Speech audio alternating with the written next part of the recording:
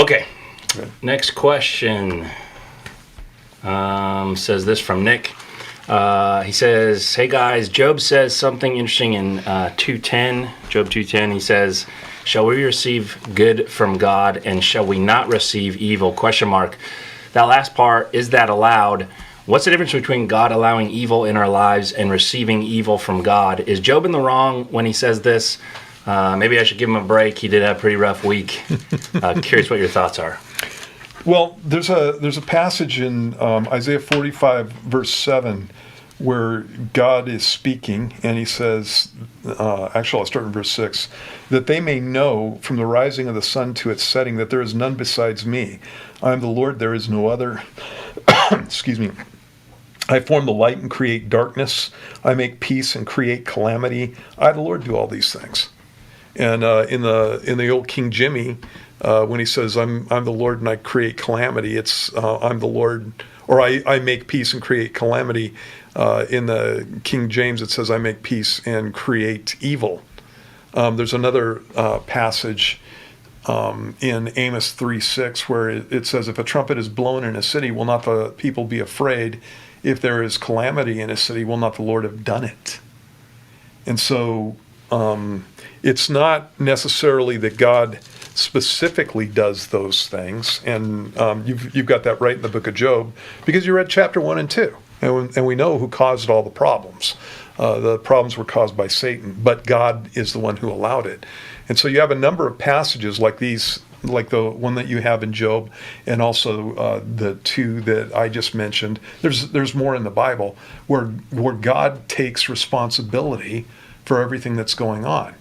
And the reason he does that is because he does have responsibility for everything that's going on. Satan is not a free agent. He doesn't get to go out and do anything that he pleases. He's always held back on one level or another by what God says. And as a matter of fact, even in the book of Job, when you get to the end of the book, I don't know, obviously you're reading through it, but if you have read through it, when you get to the end of the book, God has a one-on-one with Job, and God doesn't mention Satan. Satan's not mentioned in his explanation for what goes on with Job. It's just told to us in chapter 1 and chapter 2. Job doesn't know any of those things. And so, again, Satan doesn't even get billing with Job in the passage. It's all God dealing with Job, and it's what God's allowed with Job. And that's the conversation that he has with them.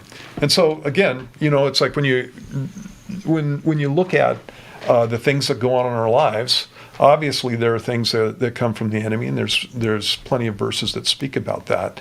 But again, I know that when the enemy attacks me, that this is something that's gone before the throne of God, and God has decided whether or not I can take it. There's no temptation that's taken us, but such as is common to man. And God is faithful, who will not allow you to be tempted beyond what you're able, but will always basically give you a door so that you can escape. And I paraphrase that last part. He gives you a way out. And sometimes the way out is run. Sometimes the way out is endure. Sometimes the way out is turn to the Lord. Sometimes the way out is attack the enemy. There's always a way out.